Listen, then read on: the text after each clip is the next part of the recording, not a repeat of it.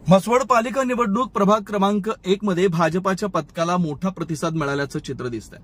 म्हसवड नगर परिषद निवडणुकीची प्रचार मोहीम जोर धरत असताना प्रभाग क्रमांक 1 मध्ये भाजपच्या थेट नगराध्यक्ष पदाच्या उमेदवार पूजा विरकर यांच्यासह नगरसेवक पदाचे उमेदवार विजय थट व चैत्राली अनिल शिंदे यांच्या संवाद दौऱ्याला उत्स्फूर्त प्रतिसाद मिळाला।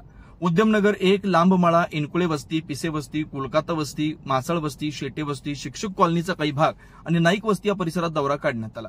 स्थानिक नागरिकांनी फटाक्यांच्या आतषबाजीत उमेदवारांचं जल्लोषात स्वागत केलं।